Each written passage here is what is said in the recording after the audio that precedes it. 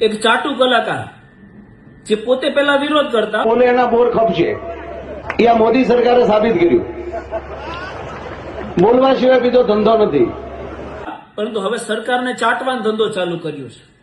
50 રૂપિયામાં ડાયરા કરતા એમના બાપ દાદા પોતે કૂપનના ઘઉં ખાઈને મોટા થયા છે.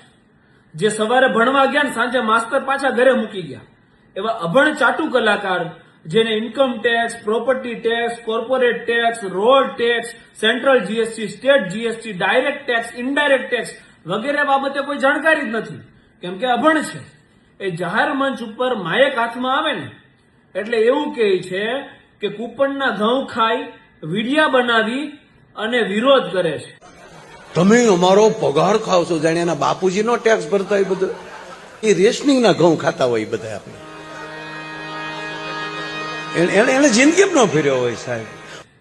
પાછા આ ચાટુ કલાકારને તમે આ ધર્મ ફંડ ફાળાના નામે જે આ ડાયરાઓ થાય ને એના પેમેન્ટ બાબતે ફોન કરો ને તો શું કે ખબર, એકચ્યુઅલી કે પેમેન્ટ છે ને રોકડું કરજો ને, નહીં તો આમાં શું છે ટેક્સની પછી મગજમારી રહી ને. એવા ટેક્સ ચોરો લોકોને એવી સલાહ આપે છે કે આ કૂપનનું ખાવા વાળા ટેક્સ નથી ભરતા અને વિડિયા બનાવે છે. અરે તમારી પાસે પૈસા હોવા છતાં સિસ્ટમને ચાટવાનો ધંધો કરો છો. એની કરતા તો કૂપનનું ખાઈ સિસ્ટમની આંખમાં આંખ નાખી અને વિરોધ કરે ને એની ખુમારીને તમારે સલામ કરવી જોઈએ. વીર ખુદીરામ બોઝનું એક વાક્ય હું આપને કહીશ કે જે વ્યક્તિ વિરોધ કરતો હોય ને એને સાથ આપો, અને જો સાથ ના આપી શકો ને તો તમારી જ ભાષામાં કહું છું કે મૂંગા મરો. મૂંગા રહેશો ને તોય અમને એટલીસ્ટ ડિમોટિવેશન તો નહીં મળે, એટલીસ્ટ સિસ્ટમ સામે લડવાનો અમને જોશ તો મળશે જ.